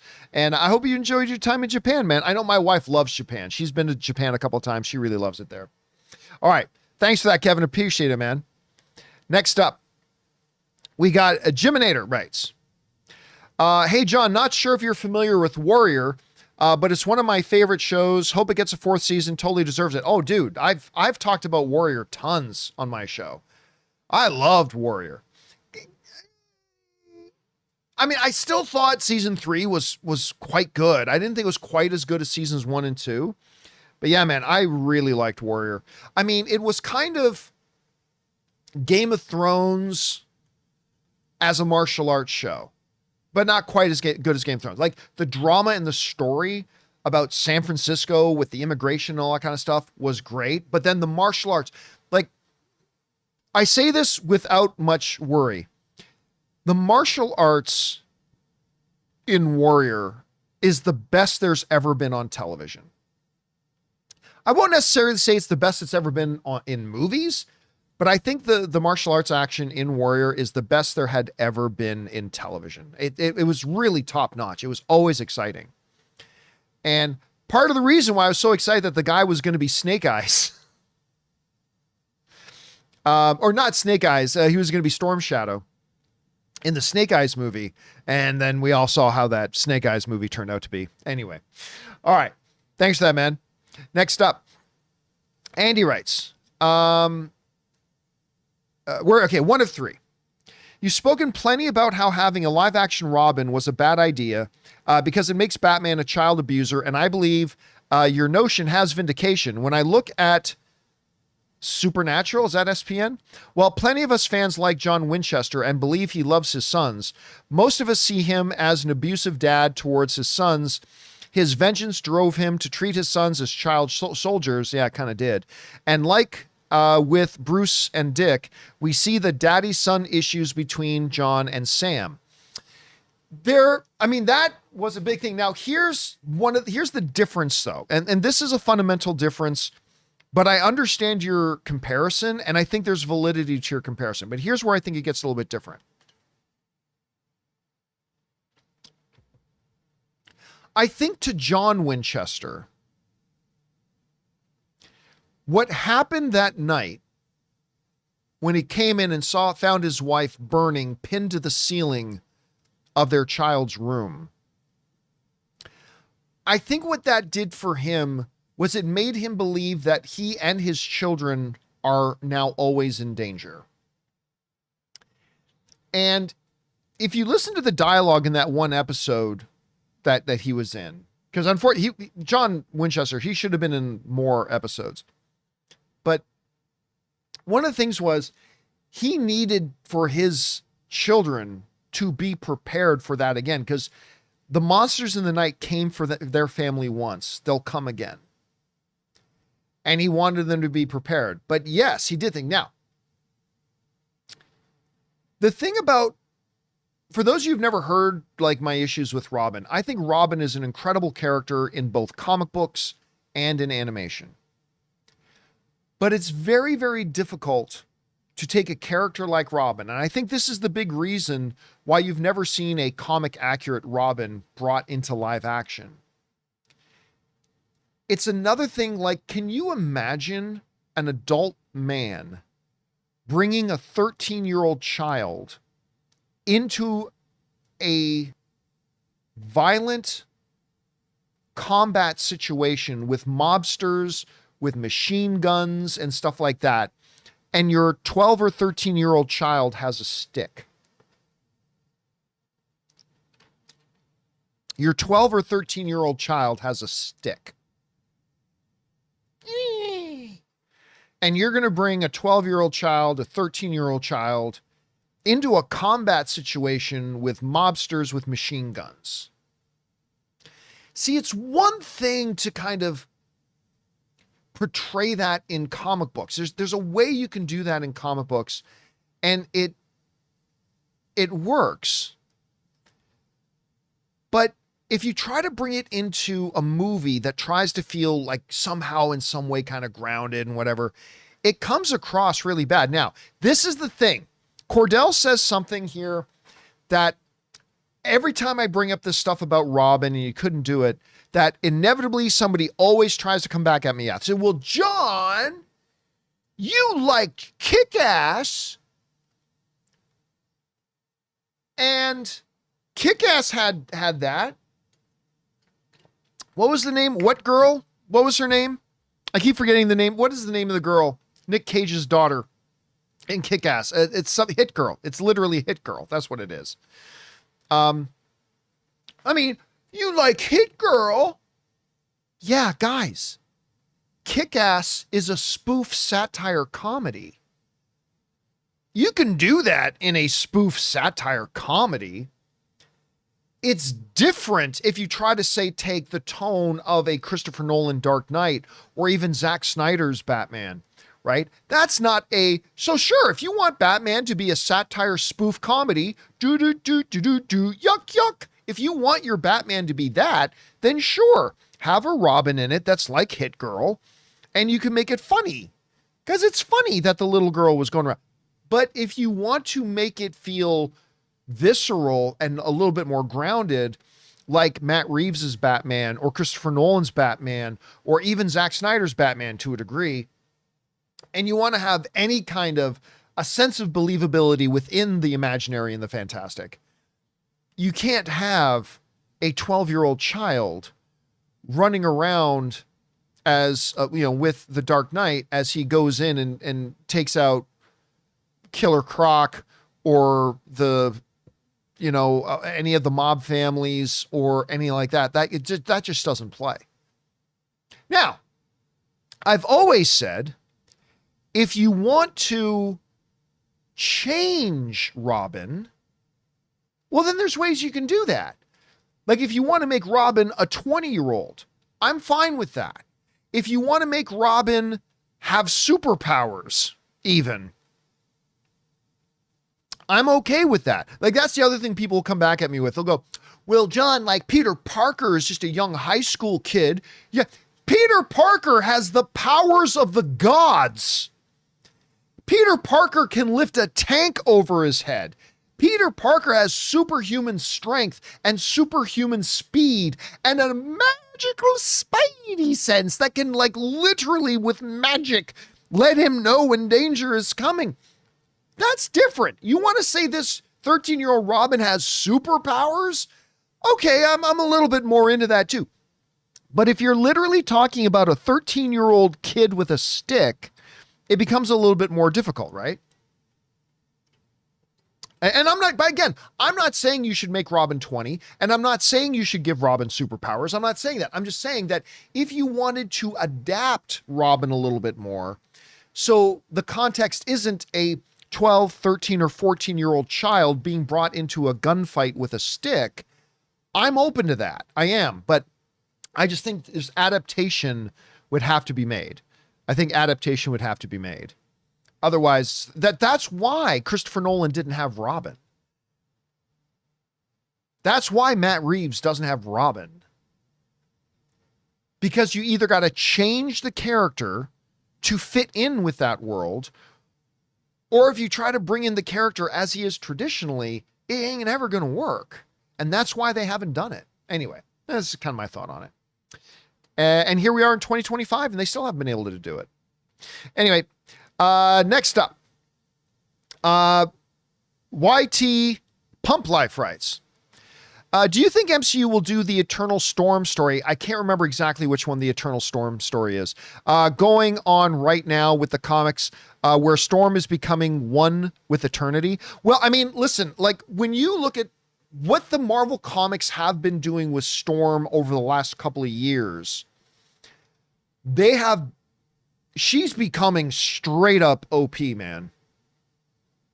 Like ever since they went into that story where literally Storm ventures into the afterlife to get Magneto back. Like, and she's like leading things on other planets. Like she's taking out gods. Like they've like Storm's always been powerful. She's always been powerful. But like she is what like comics explained would define as beyond Omega level. Like Storm is straight up now, like right beyond Omega level. She is as powerful as they come, period. She's literally fighting and beating gods, right? Like that's how powerful they've made her. I don't think when they do bring her in to the MCU, I think they will have her among the most powerful of mutants, but I don't think they're going to have her near the power level that she currently has in their comic runs, because that becomes very difficult from a storytelling point of view. So I think they'll make her badass, man, and I think they'll make her powerful, but I don't think they'll have her like nearly as powerful as she is in the comics currently. All right.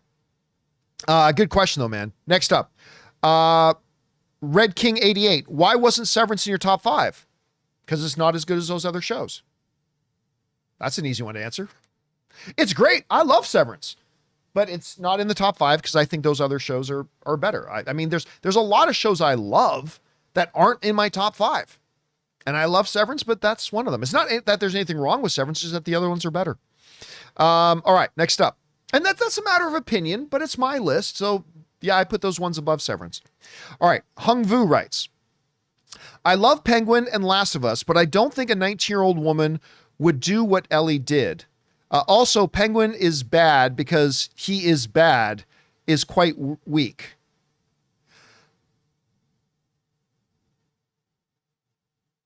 You're going to have to be more specific about, I don't think Ellie would do what she did. Ellie did a lot of things. I'm not quite sure what you're talking about. And a 19-year-old woman is an adult. Anyway, if you clearly didn't watch Penguin, Penguin wasn't bad just because he's bad. I mean, the Penguin series went quite into depth on his experiences and his childhood and what he was. And listen, some people are born more bad than others. And so like kids are also product in their environments, and Penguin Oswald grew up in a really weird environment, man. And so anyway, if your interpretation of Penguin was just he was bad just because he's bad, I don't think you paid, my personal opinion is you didn't pay very much attention to the show. I don't think you paid attention to what was going on in that show. They showed Penguin as being multi-layered and multi-dimensional and all that kind of stuff. And bad, yes. But also when you look, the show went to great lengths to explore the environment in which he was born, the environment in which he was raised, and the experiences he had and choices that he made that all led up to him being the guy he was. So if you think Penguin is just bad because he's bad, I kind of think you didn't pay attention to the show. Now, that doesn't mean you needed to like the show. Like, if you watch the show and it didn't work for you, that's fine. There's nothing wrong with that. I watch shows that other people like that don't work for me. That's cool. But I think if your assessment is that Penguin was just bad because he was bad, I would suggest maybe you need to go back and watch the show again. Doesn't mean you're going to like it. That's fair. But he was not bad just because he was bad. Anyway. All right. Next up, we've got Manny G writes, favorite scene in Sinners. Mine is the club scene when Sammy plays the guitar. The music transition's awesome. Kugler and Ludwig make magic. I think my favorite scene, and I'm not going to go into detail for people who haven't seen it. My favorite scene is when a guy gets shot for breaking into the back of a pickup. If I said that, you know what I'm talking about. There's a number of things that are happening in that scene with the timing of the dialogue and the line. I loved that scene. And the scene you're talking about, I mean, everything that happens in the juke joint is amazing too. And the music is fantastic. But I think that one was my favorite scene, actually. I don't think anybody else will call that one their favorite scene, but for me, I think that was my favorite scene. All right. Let's see here. Where were we at? That was Manny G. We now have Future Man, who writes, top for me, Andor, Last of Us, Foundation, Penguin. Remember, you can't have Penguin in there because Penguin's done. They haven't announced a season 2. They said it was a limited series. Hopefully there will be a season 2, but as of right now, it's not an ongoing show. Love From, Silo, The Studio, Fallout, Severance, Righteous Gemstones, The Pit, The Bear, Boy, Shogun. I love every show you got. This is a great example of how good TV is right now. Just listen to that list. These are all great. We are truly spoiled right now. Truly spoiled. Anyway, next up. The Viewpoint writes, I know you're not a fan of faith-based films. I thought King of Kings was good, though. Have you seen it? Nope, no interest. Which I'm not saying nobody else should see it. I'm just saying I have no interest. Also on topic of TV, Dexter Resurrection soon. Man, listen, I'll tell you what. I love the original Dexter. Love it. But what was the name of the second series with his son? Was it called New Blood? Was that what it was called? Can't remember. I was so excited that they were bringing Dexter back. And that show kind of sucked. I mean, maybe I shouldn't go so far as to say it sucked, but it was not good. It had its moments. It had its moments. So when I heard that they were doing another Dexter series called Original Sin, and it was kind of a prequel series to when Dexter first joins the police force sort of thing, I didn't have much faith in it. I mean, the trailer looked good, but I still didn't have much faith in it because New Blood was just not good. Original Sin is not as good as the original Dexter, but it's really good. Dexter Original Sin was way better than New Blood. Way better than New Blood. And we knew Dexter Resurrection was coming before New Blood came out, and I was not looking forward to it. But now that we've seen, Original Sin, now that I've seen Dexter Original Sin, now I'm excited for Dexter Resurrection. I was not looking forward to Dexter Resurrection before seeing Original Sin, but Original Sin was so good. And it felt like Dexter again. See, Dexter New Blood never felt like Dexter to me. Never felt like Dexter. Original Sin felt like Dexter. And if they can carry that into Dexter Resurrection, I'm all for it. And I can't wait to see. And yeah. Cash just puts it the way I would put it. Dexter Original Sin felt like early seasons of Dexter. It felt like Dexter again. And that has got me excited for Dexter Resurrection. All right. Let's see here. Give me 1 second. I got to repop this to get the remaining questions on screen because I only had so many up at once. But just so you know, guys, the super chats have been turned off. Okay. Just so you're aware, super chats have been turned off. We've already done today's show longer than I was anticipating doing it. So give me a moment here to get the questions repopulated. Just take me a minute. Bear with me. Let's see. Where are we at? Okay. Next up. Where are we at? All right. We are at, I think. Yes, here we are. We're Christopher Brickner, who writes, here's what will happen with Starfighter. Levy starts filming, then after shooting 70% of the film, he leaves due to creative differences, just like Solo. Okay, the one thing I will give them is that at least that's only happened once. I mean, they've had at least a dozen films they said they were doing, and then it just falls apart. But them actually getting into shooting the movie and then stopping mid-movie, that only happened with Solo. And listen, I blame Kathy Kennedy for that, because that was one of the first great examples of Kathy Kennedy as the head of, again, I don't want to sound like I'm some Kathleen Kennedy hater. I'm not. I think she's a first ballot Hall of Famer Hollywood producer.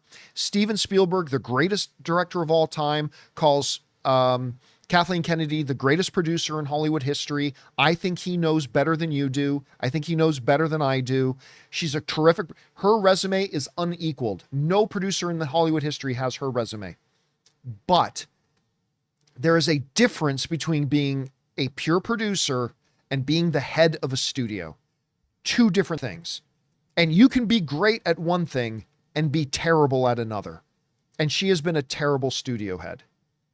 And her biggest weakness to me, and the Solo situation was the biggest red flag that really showed us this was her problem, was that her inability to properly be on the same page with her filmmakers and make sure her filmmakers are on the same page as her. That's your number one job. That's your number one job. And she has proven over the years and years and years and years that she has no ability to do that. And the Solo situation, it's just one of the examples, but it's one of the more blatant examples where she wanted a certain film made and she thought that's the movie they were making. Meanwhile, Lord and Miller were off making a totally different movie. Now, by the way, I said I blame Kathleen Kennedy, and I do. But as much as I love Lord and Miller, and you know I love Lord and Miller, the part of the blame also lies with them. Part of it, they knew they were making a film that is not the film that Kathleen Kennedy agreed to have made. And it's their movie. It's the studio's movie. So I blame Kathleen Kennedy, and I also blame Lord and Miller. But again, at least that situation has only ever happened once. At least that situation has only ever happened once. So I don't think this Starfighter movie is going to get made, period. I just don't think it's going to get made. But hopefully it will. I just don't believe it will. But I don't believe they'll get started and then stop. So we'll say that. I'll give them that much credit. All right. Mr. Godzilla writes, with Sinners and Until Dawn, what other monsters or mythical creatures that don't get enough love should be used more in movies? None. Yeah. I mean, there's not a good one that hasn't already been done to death. We've had tons of werewolf movies. We have ample supply of vampire movies and ample supply of zombie movies. Listen, whether you use a vampire or a Wendigo or whatever else, that's not what's going to make your movie good or bad. Like, do you have a great script? Do you have a great story? And then insert whatever monster you want. But yeah, quite honestly, I don't have any specific monsters or creatures that should be used more. I mean, make a good movie, make a good movie. All right. Thanks for that, Mr. Godzilla. Let's see. JD writes, hey, John, do you also agree that Lumen has poor security at their building? Did you like the ending of the second season? And if so, why? I'm not going to sit here and do a 20-minute full review of the ending of the season. Yes, I thought the ending of the season was great. I do think he makes a really weird choice to stay down there. I mean, like, what are you going to do? At some point, Lumen is just going to send somebody down there to kill you.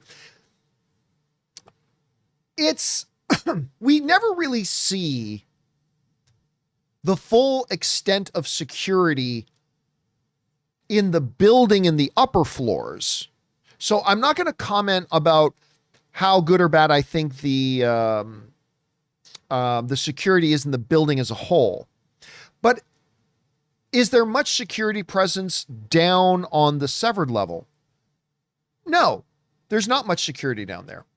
But I'm okay with that part because of the strict what you got to go through to even get down there, right? So there shouldn't be any problems down there.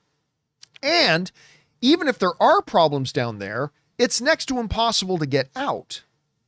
So it'll be confined. So I can't comment on how good or bad I think the security is in the upper part of the building because you really don't see much, right? We never see too much of what's up there and what you got to go through to get in the building and what have you, or what security you even have to go through even just to get on the property. Like, we always see the building from the outside, but we don't see what you may or may not have to go through even just to get there. So I don't know about that. But yes, there has always been a clear lack of security down on the severed level, but I've never minded that too much because in theory, you shouldn't actually need much security down there. Right? You shouldn't actually need much security down there. And like to Q's point, even if somebody gets out, they won't have their memory. They will have no idea. As far as they'll know, once they get out, they'll just be whoop, and they're like, oh, okay, I guess I left work. Right? So, I mean, that in and of itself is security. But then how much security do they have in the building? That's another question. That's another question, though. All right. Next up. Tacky75 writes, the usual suspects have spoken. Fantastic Four is woke because Silver Surfer is a girl and Sue has more lines in the trailer than Reed. I mean, honestly, Taki, there's no point even talking about these people. So I'm just not going to even talk about them. Like, they've become so evident of who and what they are. There's no point even discussing them. All right. Patrick Stewart writes, hey, John, wishing you, Anne, and family a happy Easter. Thank you so much. Have you got a chance to see the rest of Matlock Season 1? I've really enjoyed that series. Kathy Bates and Sky Marshall shine in their roles. Listen, this is not a show that looks like it's for me. Some CBS show. I don't know that I watch any show on CBS right now. Some CBS show didn't look like it was for me, but it's Kathy Bates, right? Kathy Bates is Hollywood royalty as far as I'm concerned. Kathy Bates is amazing. And then we heard a bunch of the early reviews for Matlock, and a bunch of them said, guys, this is really, really good.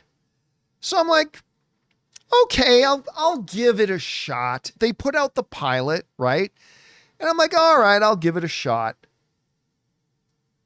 And it was great with a twist at the end of the pilot that I was like, oh my God. And I was hooked.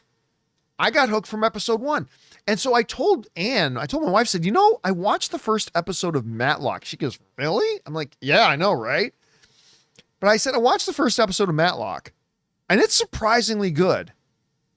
So my wife's like, okay, I'll give it a shot. So one day while I was working and she was on a lunch, she watched it and I came out of my office after she watched it and she goes, that was really good. I'm like, I know, right?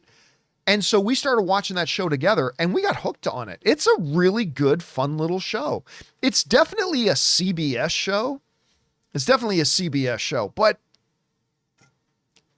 it's surprisingly good. And I just watched the season 1 finale yesterday and they did what Daredevil failed to do. which is they ended their first season with with one of the storylines being wrapped up and a mystery being solved while completely opening up to the next season. And again, I don't have it on my top 5 shows going right now list, obviously, but it was way better than I thought it would be. And guys, I know many of you are thinking, Matlock does not look like it's a show for me. And believe me, I relate, because I'm in the same boat. But I think you might be pleasantly surprised if you give it a shot. It's surprisingly good. Again, it's Kathy Bates. You can't go wrong with Kathy Bates. All right. Next up. Patrick Stewart writes. Oh, no, that was Patrick Stewart. Taki75 writes. I'm surprised that nobody mentioned the Hollywood Reporter scoop that Haley Atwell signed on to appear in Doomsday and Secret Wars as Captain Carter. I have not seen that article. Now, I haven't been keeping my eyes on the news stuff for the last 24 hours or so. I haven't been looking, but I'll definitely go and take a look at that. When did that report come out that she had signed on to do that? If anybody in the live chat knows, like, I'm guessing it came out like in the last 24 hours, because again, I have not been keeping my eyes on the news feeds in the last 24 hours. Oh, Just a Duck is saying it came out a few months ago. Really? If that story came out, correct me if I'm wrong, guys. Forgive me, because Chair Watch was so mind-numbingly stupid and dumb and boring. Was Haley Atwell's name on any of the chairs? I don't remember. Again, I know there's like a 20 to 30 second time delay between when I say something. Chuck is saying no. So if Hollywood Reporter came out and already made it public knowledge that she signed on to do that, why would her... Oh, well, Taki's saying it only came out a week ago. And Cameron is saying it was that Marvel never confirmed. I mean, if Deadline reported it, I believe it. Not that they're 100% right all the time, but 99% of the time they're right. Honestly, I had not heard that myself. But I wouldn't be surprised if they did. She's great. And I mean, they obviously used Captain Carter a lot in their mediocre What If series. So, I mean, I wouldn't be surprised if they did use her, but maybe there's not as much truth to it as we think. Anyway. All right. Thanks for that, Taki. I'll keep my eyes open for that. Next up, we've got Patrick Stewart, who writes, I watched the latest Fantastic Four trailer this week and love the bits of the score in the trailer. It's one of the better superhero movie scores that I've heard in a while, along with Superman. Listen, I'll tell you what, I've already said Fantastic Four hasn't really been able to get me super excited for it yet. That may be true. But last year, we were at the Avengers Infinity Saga in concert at the Hollywood Bowl. And at the end of it, Michael Giacchino came out. Kevin Feige was there, and Michael Giacchino came out and said, hey guys, we got one more thing for you. We want you to be the first people to hear the score for Fantastic Four. And we're like, cool. And they had the orchestra play it. And I loved it. Loved it. Boom, boom, boom, boom, boom, boom. And then it leads to crescendo. Fantastic Four. I really like it. I think you're right. It's one of the better superhero themes, at least one of the better new superhero themes that we've had in a while. It sounds great. Now, that's not going to make the movie great, but the score is at least great. That much we know. And yeah, I'm looking for, don't get me wrong. It's not like I'm dismissing Fantastic Four. I'm looking forward to it. I am. I'm looking forward to watching it.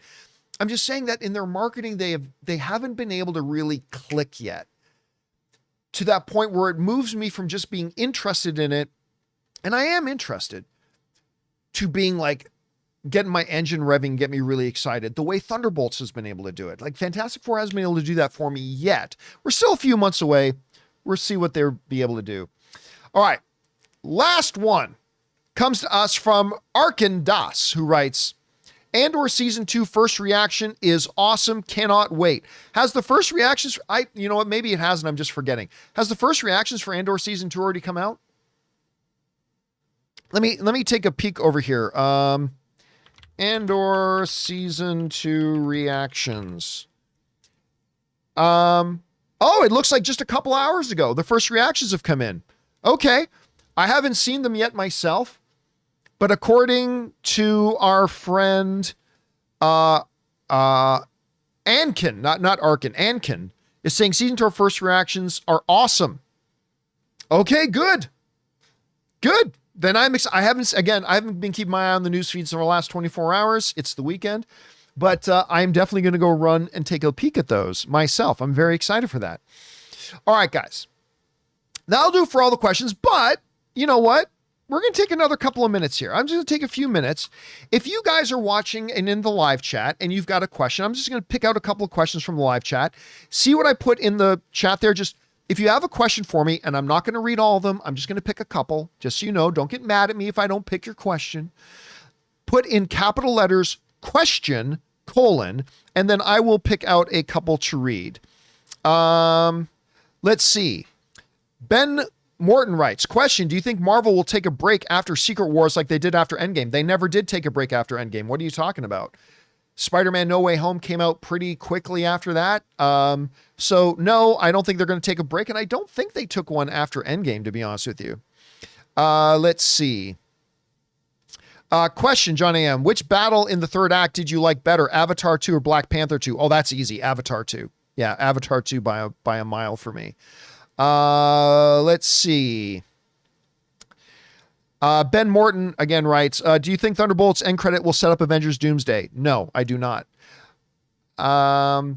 Trenton Fisher writes, when will the town hall be for members next week? I think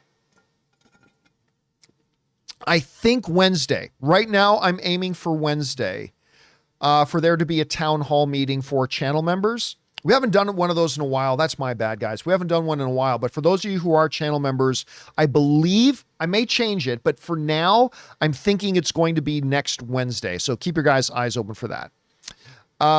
Let's see.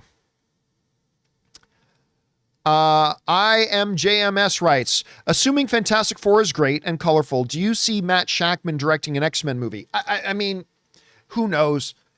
I mean, I definitely see him directing another film for Marvel. I mean, if it's great, why wouldn't Kevin Feige go back and use him again to make either Fantastic Four 2 or an X-Men film? Sure, but any director that they work with could do that for sure. Let's see here. Noel writes, will you still post a few videos from time to time after you retire? Probably, but probably just when I retire, I've already said I will probably still do 1 to 2 podcasts, not videos, podcasts per week, because they're fun and don't take any energy to do. But I will probably still put up out of the theater reactions, where I can just walk out of the theater, hold up my phone and do a quick 1 minute thing. I'll probably still do stuff like that, here and there. Even once I retire, I'll probably do stuff like that. Okay. Let's see what else. Dingus McNally writes, do you think Sinners will do well at the box office? Yes. But anyways, my theater wasn't super busy when I saw it. I mean, to do well, you don't need every theater to pack. It's not going to be an $800 million film, but I think it can be a $400 or $500 million film. And considering the budget for this, that would be great. So yeah, I do think it's going to do well. I think it's going to do well. Let's see here. I'll take one more.